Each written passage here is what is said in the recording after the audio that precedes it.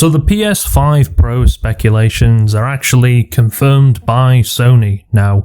Well, not ultra confirmed, but they are definitely releasing something, whether that's going to be a PS5 Pro or something to do with the PS5 consoles. It has been confirmed by their YouTube channel. I think it's a premiere on YouTube or a live stream or something like that. Either way, they put in on Twitter this: tune in tomorrow for PlayStation 5 technical presentation hosted by Mike Cerny.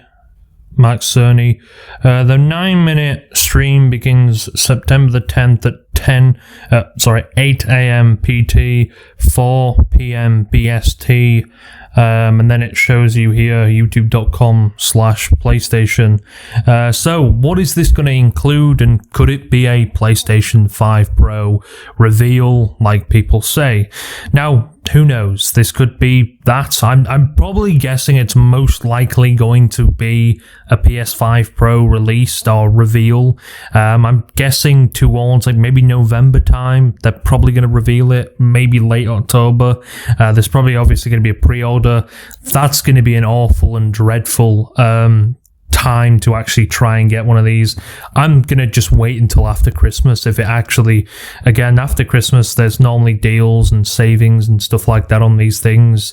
You don't bother being there on the bear. It's, again, upgrade. Yes, it's probably going to be a definite performance upgrade, of course. But again, it doesn't mean that your console, your PS5, the base PS5, is going to be rendered useless because they decided to release a new version of a PS5 or a better performance PS5. A lot of people say it's like when a new iPhone comes out or something like that. Everyone's like, "Oh my god, my old phone is kind of useless, even though it's a year old or less than a year old."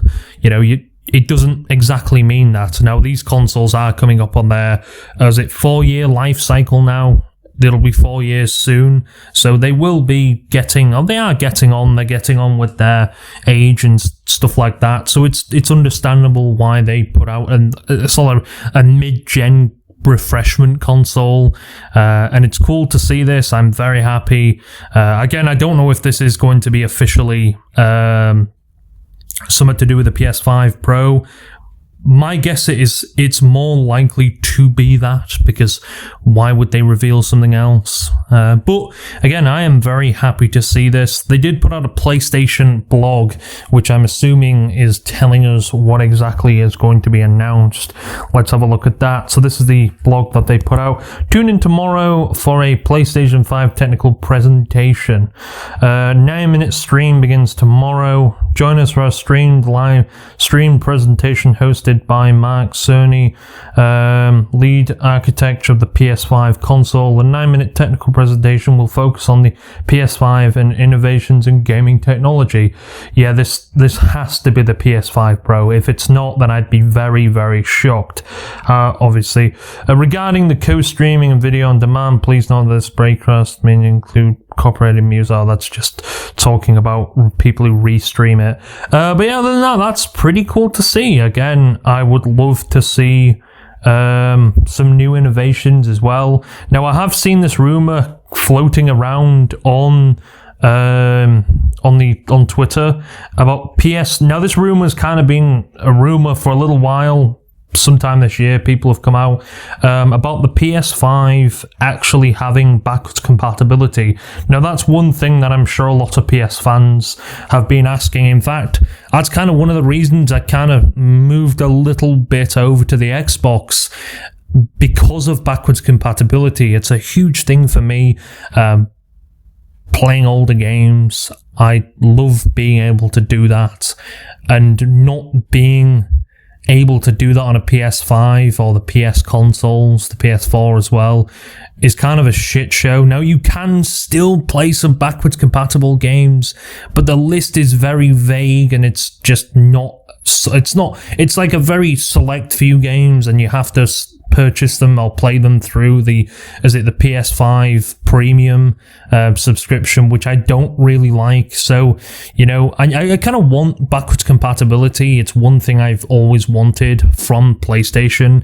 Now, I don't know the technical reasons to why on earth it wasn't available. Something to do with the architecture, I've heard. Maybe something to do with just how the PlayStation is built and the software and stuff like that. I don't know what PlayStation, is it Linux it runs through? I don't exactly know what it runs from. But yeah, I think someone said it was to do with the architecture and the way it's built and stuff like that. But apparently I've heard that the PS5 Pro, now I don't know if this will actually be just a whole thing for the whole PS5 lineup. I don't understand why it wouldn't.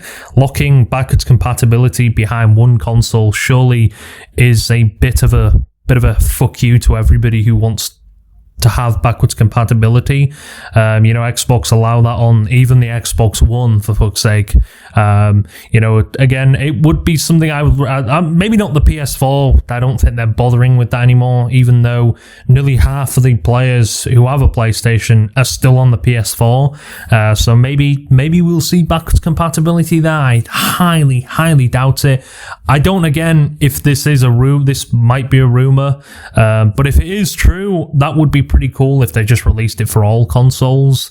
But yeah, this is pretty cool as well. They decided to put the controller prices up as well, like an extra $5. I know this is kind of irrelevant, but Jesus, man. I know this is kind of a problem with PlayStation in itself. The stick drift is off the charts with PlayStation controllers. I hope the PS5 Pro, I don't know what controller, will it be a basic controller you get, or will you get the PS5 Edge controller? That would be pretty cool. The PS5 Edge controller is a great controller, although the little thumb stick things that you buy, they're impossible to fucking buy them because they're always out of stock, which is one thing I hate about having that controller, that you can never actually buy them. It saves you strict stick drift, yeah, and it saves you a fair bit of money, I guess. However, when you realize you can actually buy the sticks because they're always out of stock, yeah, it's kind of Sony's way of telling you to fuck off and just pay $70 every few months, because these controllers do not last. And it's understandable why they don't last. You playing them constantly, and there's specific games. If you play games like Call of Duty and games that require you to click the hell out of them and move them and a lot, they're not going to last as long as someone who plays, say, story mode games and stuff like that. Then again, controllers are built differently in factories. Yeah, you could have a normal controller that you buy stock and it be perfect, and then somebody could have a normal controller, the exact same controller, and then it end up being even worse than your controller. So yeah, the controller problem definitely needs addressing. I really wish they would. Again, it's a cheaper alternative to make that, which in my opinion is really, really annoying. Now I think you can get controllers, I know on the Xbox side of things, you can actually buy controllers with Hall effect sensors, which are supposed to last forever. I don't know if they last, I don't know the average lifespan. I'm sure that eventually they will, conk out because of dust and stuff and debris that slip through. Unfortunately, these controllers aren't exactly dust proof. And if you got to open them up. I've opened mine up sometimes and I've seen little bits of crumbs and dust in. I don't really eat with my controller, but still, I've seen some things in there. I'm like, how the hell, So yeah, keep them away from cats and stuff like that, because I did have a few cat hairs in there when I took the controller apart. But less of the controllers, more back to the actual PlayStation. Now, I've already talked about the PS5 Pro coming out, and there's not really much you can actually talk about because, well, they've not really said anything about it and what it's going to be yet. So you kind of just got to use your brain and say, is it going to be... my guess, it's going to be the same exact size as the PS5 Slim, sorry, but with a bit of different design. I already talked about it's going to have vents on the side of it and stuff like that. This thing will probably have some crazy cooling. I don't know what much difference going to be about it. I think it's just going to be the exact same thing, just a hell of a lot more power. Again, all of these specs are rumored at the moment, so we'll have to see what the specs are like when it does come out. But that is a pretty cool thing. I like seeing, companies actually put out something that's more powerful.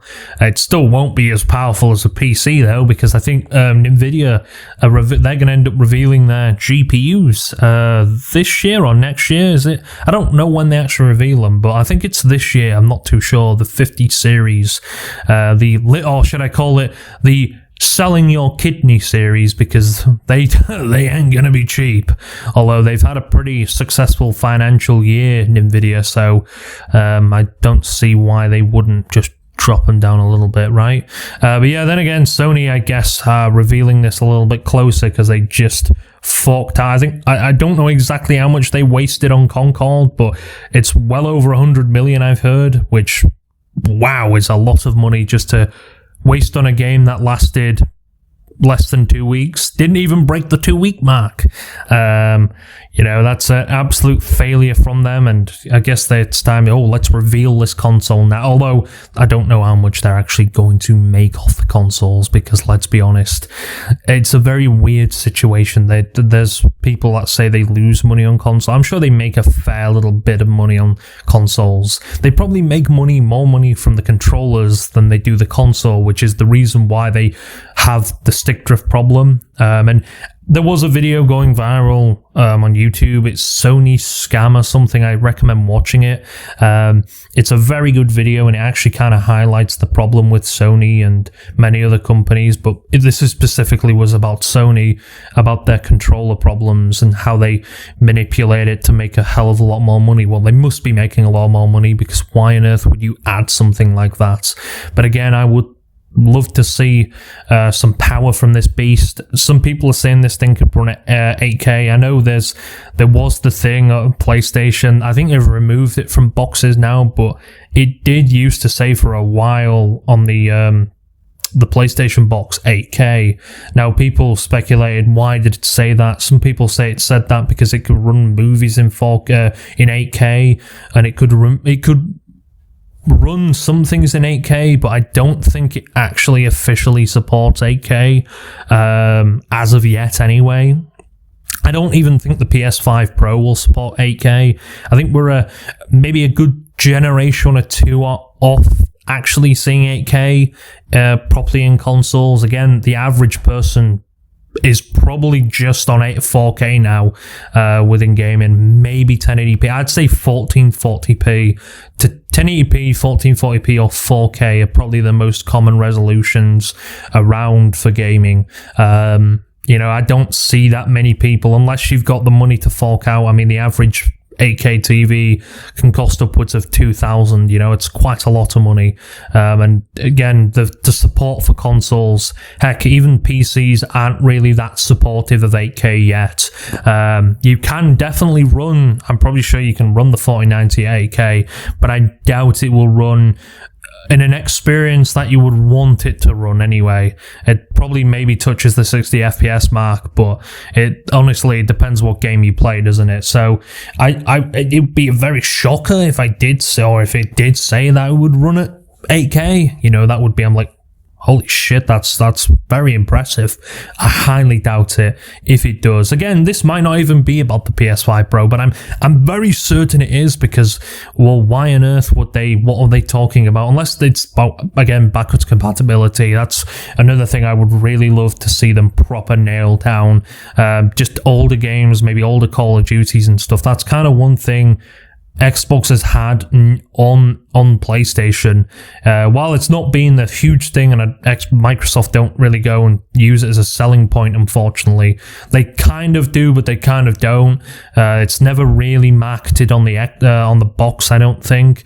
If I was them, I would actually advertise it a lot more, backwards compatibility, because it is a great feature. I have absolutely nothing wrong with that. Now, their backwards compatibility feature runs a little bit differently than what most, like the Xbox. I think you have to actually play a game backwards compatibility on the Xbox Series X and the Xbox One and that. is it runs through, you have to put the disc in. Now the disc is more like a license for this. And it pretty much tells you, oh yes, this is this is the game that you're trying to play, and then it will download the game from the internet or from their, servers. That's what I think how it works. It's cool, I guess, though. A lot of people are angry at the fact that it doesn't actually download it straight from the disc, which I could be wrong in saying that, but that's what I think is going on, because it does say this app needs an update or this game needs an update. Every time you put in a 360 disc, it will say that this game needs an update, and I've cancelled it, and it's just cancelled the installation. I've never tried to install a game without Wi-Fi, so I couldn't really tell you if I might actually try that, to be fair, but backwards compatibility again has been a huge thing on Xbox. A lot of people actually love it, and to be honest with you, looking back at it, it's actually popularized a lot of these older Call of Duties and a lot of older games. If they have online still, a lot of them unfortunately don't, which is a sad thing. But the games that do have online, they're pretty populated because of the backwards compatibility. That's one thing I absolutely love with this, that's what backwards compatibility does. It keeps. Now, I'm not saying the PS3 is dead. They're probably averaging, I'd say, about at least 1 million, maybe at a push, 2 million players per month. They're averaging a lot of people still playing on the PS3. I've never really had a problem too much with finding games. Of course, that is depending on the games that have the servers available, because again, like I said, a lot of these games are pushing 10 plus years old, and a lot of developers have cut them servers off because, well, they're costing money, they're not actually generating any money back. But Call of Duty, Activision seem to keep the servers available for older Call of Duties, although the server latency and the actual server speeds seem to slow down dramatically over the years with these games. But heck, I don't know how they do it. Do they hope that people are still spending money on older Call of Duties? I'm not entirely sure. However, they're pretty notorious for not shutting down. Heck, I think I was playing Call of Duty 2 the other day, which is like 2006 that came out. That came a long time ago, and it's still online. Yes, it's barely got any players on it, unfortunately, but it's still playable. So I do respect to the developers who actually keep the games online. But again, I think backwards compatibility may breathe some life into a lot of these, and it may be a good thing because of for people who are like, I don't actually want to maybe plug in my PS, because it's kind of, I'm not gonna lie, I don't really like having my PS fucking 3 there. I love the console, don't be wrong, but it's more wires and it's more things cluttered, and it's more stuff there that I just don't want. It's more of a thing that I pull out every now and again, the PS3, because I just put it away. I just have the wires left there. But again, backwards compatibility has saved me on the Xbox side of things, because it's made me actually have one console in everything for a lot of the games. I still love the PS5, don't be wrong, but that's one of the few things that I'm like, Xbox has got that over. And I think if PlayStation did that, I think they'd win me back over. Because I absolutely love, it's one of my favorite things. And I know, yes, you could pull out your old console, but again, I just like having all things in one place. It makes it a lot more easy and a lot more convenient. And heck, it popularizes these games because maybe people just don't have the PlayStation 3 anymore. Maybe they just can't be bothered buying one, or whatever reason that may be. It still gives them an opportunity because, again, PS3 games are pretty cheap, and Xbox games, but they're very cheap, older games, which is an advantage. You can go out and buy these games, unless it runs off discs or something. I don't know how it's going to work if they did implement it. That's an if. It's a rumor flying about, so it might not even actually be a good thing or a thing that is actually happening, but this would be a really cool thing. In my opinion, someone put on, these are some things from Twitter. In my opinion, the best thing Sony can do is fix the console life cycle is drop a PS5 Pro at 500, aggressively drop OG down to 300, and then release a bunch of value bundles for the original and make a bunch of new software that looks and runs fine on both consoles. I don't know about the software. They've taken a lot of things out of the PS. They've taken a lot of things out of the PS4. There's no web browser, which makes no sense. There's a way you had to get a web browser, and I know that's not the end of the world, but some things you may actually want to say if you don't have a computer or something like that. You know, that's kind of one thing again the Xbox has over. While the browser is not the best thing on the Xbox, it's better than nothing if you don't have a computer or something like that, or you don't want to, or you just want to use something to, you know, do a bit of you Googling or something like that, or visit a website.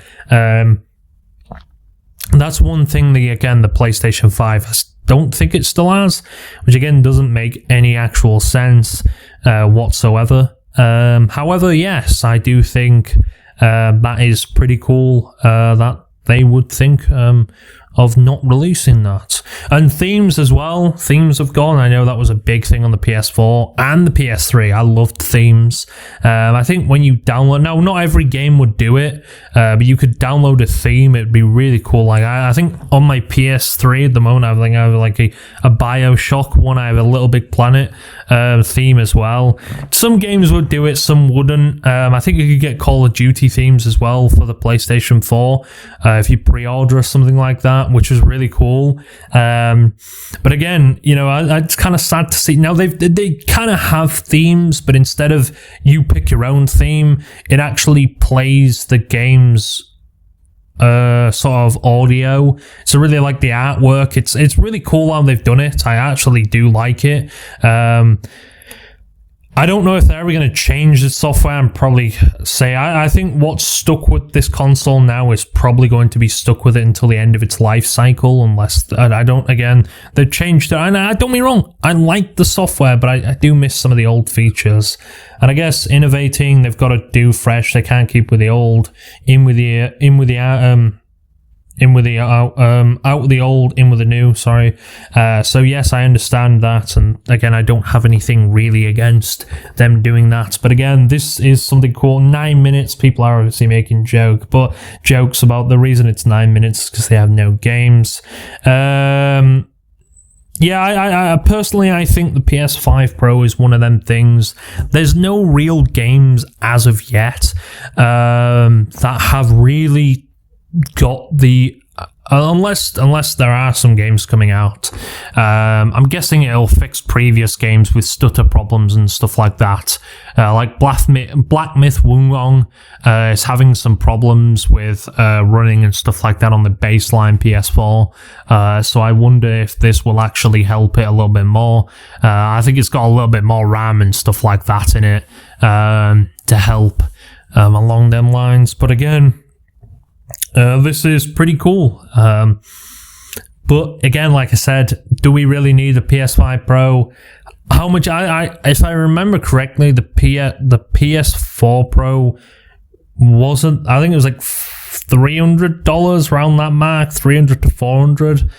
Some people are estimating this could be $500 or something like that.